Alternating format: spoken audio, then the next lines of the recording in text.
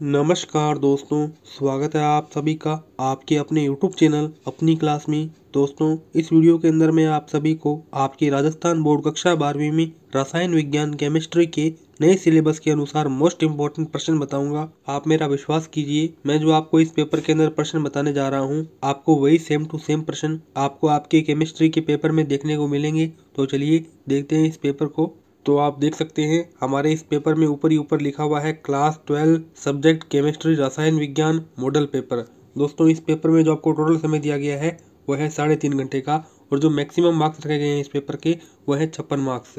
दोस्तों, तो जैसा कि आप देख सकते हैं हमारे पास में सबसे पहले इस पेपर का पार्ट ए आता है। इसका जो पहला प्रश्न है इसमें आपको 10 ऑब्जेक्टिव प्रश्न दिए होंगे। तो देखिए, पहला ऑब्जेक्टिव प्रश्न है कौन सा अणुसंख्यक गुण नहीं है। दोस्तों, इस प्रश्न के अंदर आपको 4 ऑप्शन दिए होंगे ए बी सी डी। आपको बताना है कि कौन सा ऑप्शन करेक्ट है।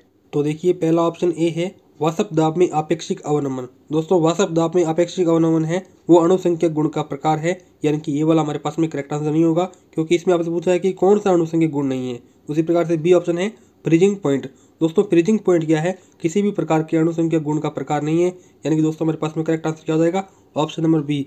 दोस्तों, फ्रीजिंग पॉइंट को हिंदी में क्या कहते हैं? हिमांक बिंदु कहते हैं। और दोस्तों, हिमांक बिंदु जो है वो किसी भी प्रकार का अणुसंख्यक गुण का प्रकार नहीं है। और आगे बात करते हैं सी ऑप्शन की, प्रासरण दाब। दोस्तों, प्रासरण दाब क्या है? एक प्रकार का अणुसंख्यक गुण का प्रकार है। और वहीं क्वथनांक विनियमन ये भी क्या है? अणुसंख्यक गुण का प्रकार है। यानी कि हमारे पास में पहले का करेक्ट आंसर क्या हो जाएगा? हिमांक बिंदु, ऑप्शन नंबर बी।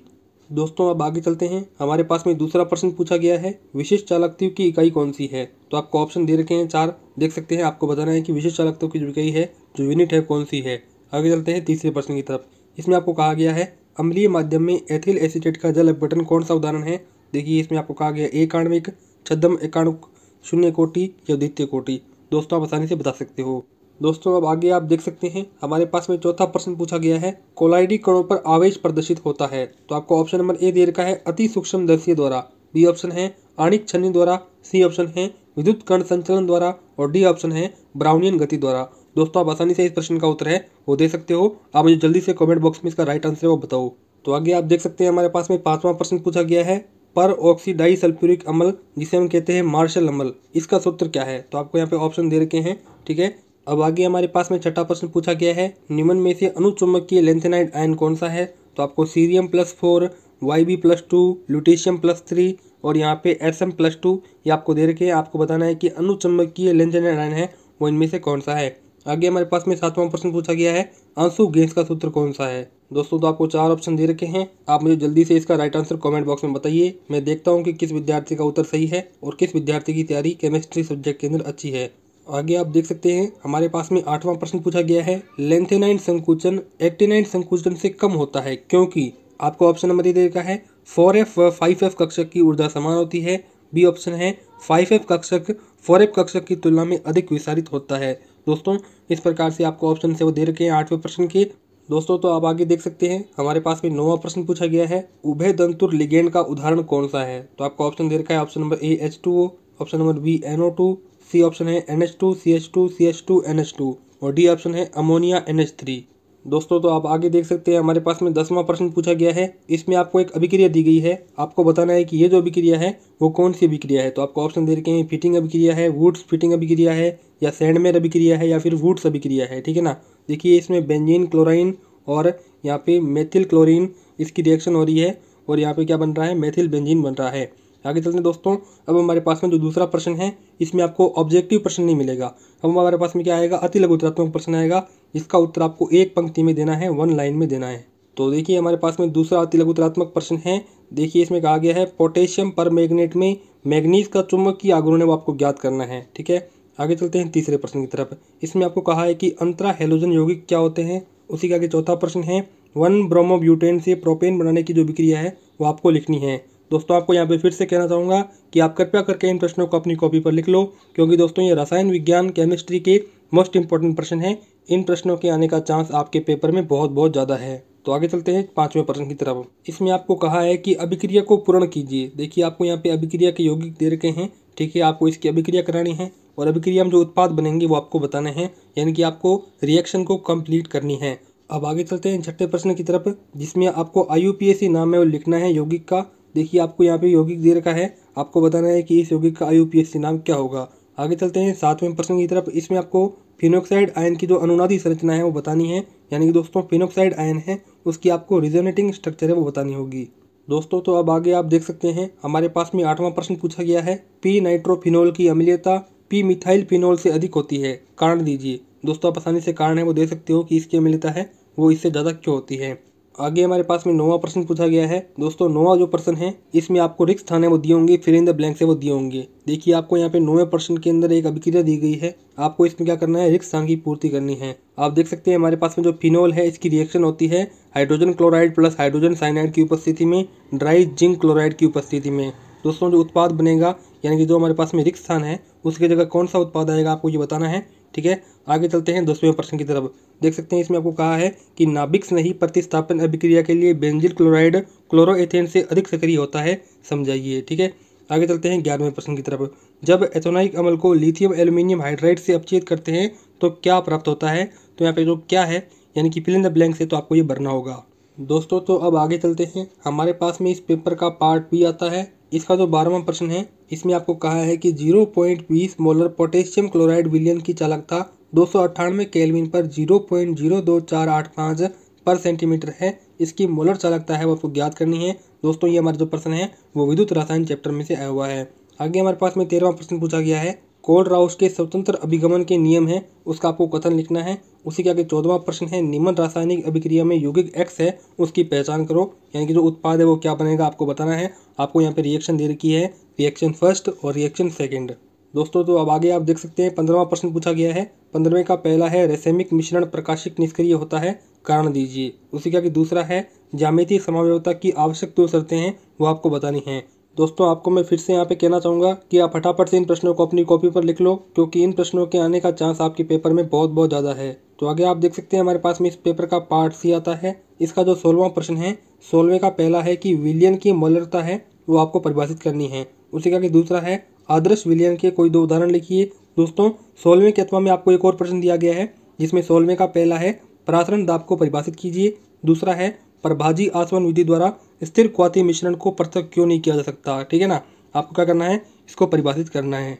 दोस्तों तो अब देखते हैं हमारे पास में इस पेपर का 17वां प्रश्न आता है। आप देख सकते हैं 17वें का पहला है कि NH3 लुईस अम्ल की भांति क्यों व्यवहार करता है, यानी कि दोस्तों जो अमोनिया है वो लुईस अम्ल क्यों कहलाता है आपको ये बताना है। आगे दूसरा प्रश्न है, ओजोन प्रबल ऑक्सीकारक की भांति क्यों व्यवहार करता है। 17वीं के अथवा में आप देख सकते हैं 17वें का पहला, फ्लोरीन धनात्मक ऑक्सीकरण अवस्था नहीं दर्शाते, कारण दीजिए।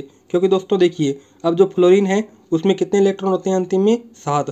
अब इसको 1 इलेक्ट्रॉन लेकर यहाँ पे माइनस करना है। ठीक है, क्या करना है दोस्तों, माइनस करना है। ये इलेक्ट्रॉन किसी भी सूरत में नहीं दे सकता क्योंकि इसे अपना अष्टक पूरा करना होता है। ठीक है ना, इसलिए धनात्मक नहीं होते। आगे दूसरा है, ये आपको ब्राउन रिंग टेस्ट है उसके बारे में बताना है। दोस्तों तो अब आगे आप देख सकते हैं हमारे पास में 18वां प्रश्न आता है जिसमें 18वें का पहला है, निम्न यौगिकों में केंद्रीय धातु परमाणु की ऑक्सीकरण अवस्था है उसे आपको ज्ञात करना है। जैसे कि आपको ये यौगिक दे रखा है कोऑर्डिनेशन कंपाउंड, यानी कि दोस्तों उप सहसंयोजी यौगिक। ठीक है, आपको क्या करना है, जो केंद्रीय हमारे पास में परमाणु है उसकी ऑक्सीकरण अवस्था ज्ञात करनी है। जैसे कि यहाँ पे केंद्रीय परमाणु है आयरन। आगे हमारे पास में 18वें का दूसरा प्रश्न आता है, उभय दंतुर लिगेंड को उदाहरण से ही समझाइए। दोस्तों 18वें प्रश्न के अथवा में आपको एक और प्रश्न दिया गया है। 18वें का पहला है, निकल टेट्रा क्लोराइड अनुचुंबकीय जबकि निकल टेट्रा कोबाल्ट प्रतिचुंबकीय होता है, कारण देना है। आगे दूसरा है, अष्टफलकीय क्रिस्टल में डी कक्षकों के विपाटन को प्रदर्शित करने वाला जो चित्र है वो आपको बताना है। दोस्तों यदि आपने जो उप सहसंयोजी यौगिक कोऑर्डिनेशन कंपाउंड चैप्टर है वो अच्छी तरह पढ़ रखा है तो आप इस प्रश्न का आसानी से उत्तर है वो दे सकते हो। अब आगे हमारे पास में 19वां प्रश्न आता है। देखिए 19वें का पहला है, निम्न अभिक्रिया में ABC की जो संरचना है वो आपको बतानी है। देखिए हमारे पास में ये रिएक्शन हो रही है, आपको बताना है कि ABC की जगह कौन सा उत्पाद है वो बनेगा। देखिए आपके पास में 2 रिएक्शन है वो आती है। दोस्तों तो आप आगे देख सकते हैं हमारे पास में 19वें का बी प्रश्न आता है, जब नाइट्रोएथेन SN व सांद्र HCl द्वारा अपचित होता है तो बने उत्पाद का जो IUPAC नाम है वो आपको लिखना है। दोस्तों आप आसानी से रिएक्शन करके और जो बना उत्पाद है उसका IUPAC नाम लिख सकते हो। दोस्तों 19वें के अथवा में एक और प्रश्न दिया गया आपको। तो देखिए 19वें का जो ए है इसमें आपको कहा है कि निम्न यौगिकों की गैसीय अवस्था में क्षारकता के बढ़ते क्रम में व्यवस्थित कीजिए। बी है, क्या होता है जब नाइट्रोएथेन को तनु HCl की उपस्थिति में गर्म करते हैं। दोस्तों तो अब हमारे पास में इस पेपर का पार्ट डी आता है। इसमें आप देख सकते हैं जो 20वां प्रश्न है वो आपका पहला जो चैप्टर है सॉलिड स्टेट ठोस अवस्था वहाँ से लिया गया है। 20वें का जो पहला इसमें आपको कहा है कि समदेशिकता तथा विषमदेशिकता क्या होती है वो आपको बताना है। 20वें का दूसरा प्रश्न आपको कहा गया है कि एफ केंद्र क्या होता है वो आपको बताना है। और आगे 20वें का तीसरा प्रश्न पूछा गया है, आयनिक ठोस द्रव अवस्था में विद्युत के चालक होते हैं जबकि ठोस अवस्था में नहीं, क्यों? ठीक है, आप कारण दे सकते हो दोस्तों। अब आगे हमारे पास में क्या आता है, इस पेपर का जो 20वां प्रश्न है इसमें आपको एक और अथवा का दिया गया है। देखिए इसमें कहा है, देखिए 20वें का पहला है, शॉटकी व फ्रेंकल दोष में जो अंतर है वो आपको बताने हैं। कोई दो अंतर आप लिख सकते हो। आगे दूसरा है, घनीय एकक कोष्टिका तथा षटकोणीय निबिड़ संकुलन की जो संकुलन दक्षता है वो आपको बतानी है।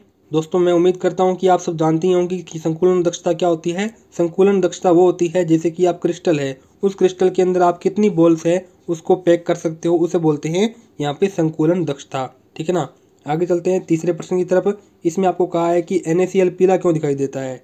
दोस्तों तो अब आगे आप देख सकते हैं हमारे पास में इस पेपर का 21वां प्रश्न आता है। तो देखिए 21वें का पहला है, फ्राइडलिक समतापी अधिशोषण है उसको आपको बताना है। दूसरा आप देख सकते हैं टिंडल इफेक्ट है, उसको आपको डायग्राम के साथ बताना है। तो देखिए इसमें आपको हिंदी में मिल जाएगा, टिंडल प्रभाव को सचित्र समझाइए। आगे आप देख सकते हैं हमारे पास में तीसरा प्रश्न पूछा गया है, पेप्टिकरण द्वारा आयरन ट्राईहाइड्रोक्साइड के विलयन के रूप में कोलाइड के निर्माण है, उसको आपको समझाना है। आगे आप देख सकते हैं 21वें के अथवा में एक और प्रश्न है, जिसका पहला है ब्रीडिंग आर्क विधि व विद्युत अपवहन का नामांकित चित्र बनाइए। आगे आप देख सकते हैं दूसरा प्रश्न पूछा गया है, द्रव स्नेही व द्रव विरागी कोलाइड क्या है, अब आपको बताना है। आगे तीसरा है, CMC क्या है, मिसेल निर्माण को समझाइए। दोस्तों आप आसानी से इन प्रश्नों का उत्तर है वो दे सकते हो। दोस्तों अब आगे आप देख सकते हैं हमारे पास में इस पेपर का पार्ट ई आता है। तो देखिए इस पार्ट ई का जो 22वां प्रश्न है इसमें आपको पहला कहा गया है कि अभिक्रिया की कोटि व आणविकता में 4 अंतर लिखिए। दूसरा है, शून्य कोटि अभिक्रिया का समकालित वेग है, उसकी समीकरण व्युत्पत्ति कीजिए।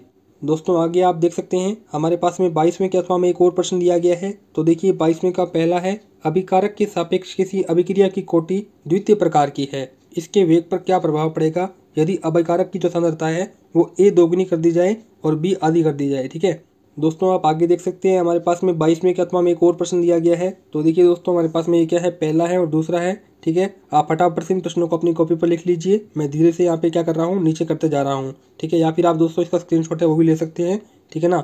अब आगे चलते हैं हमारे पास में 23वां प्रश्न आता है। तो 23वें का पहला है, कार्बोनिल यौगिक की प्रकृति वो समझानी है। दूसरा है, 2-मेथाइल ब्यूट 2 इन के औद्योगिकरण द्वारा बने यौगिक के उत्पाद है, उसका सूत्र लिखना है और उसका नाम लिखना है।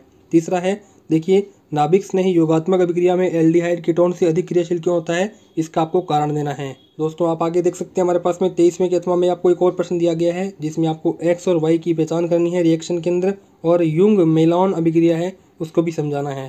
ठीक है ना दोस्तों, देख सकते हैं आप फटाफट स्क्रीनशॉट है वो ले लीजिए। दोस्तों इस प्रकार से मैंने आपको इस वीडियो के अंदर आपके राजस्थान बोर्ड कक्षा 12वीं में केमिस्ट्री रसायन विज्ञान के नए सिलेबस के अनुसार मोस्ट इंपोर्टेंट प्रश्न बताए। दोस्तों मुझे पूरी उम्मीद है कि आपके पेपर में ये प्रश्न आपको जरूर देखने को मिलेंगे। दोस्तों यदि आपको ये प्रश्न अच्छे लगे हों तो इस वीडियो को लाइक कर दीजिए, चैनल को सब्सक्राइब कर दीजिए। और दोस्तों यदि आपका कोई ऐसा फ्रेंड है जो कि केमिस्ट्री का पेपर देने वाला हो तो उसको भी ये वीडियो शेयर कर दो, ताकि वो भी केमिस्ट्री के मोस्ट इंपोर्टेंट प्रश्न देख सके और इस सब्जेक्ट के अंदर अच्छे से अच्छे नंबर ला सके। तो दोस्तों इस वीडियो में तब इतनी जानकारी थी, अब मिलते हैं किसी अन्य वीडियो में। तब तक के लिए जय हिंद, जय भारत।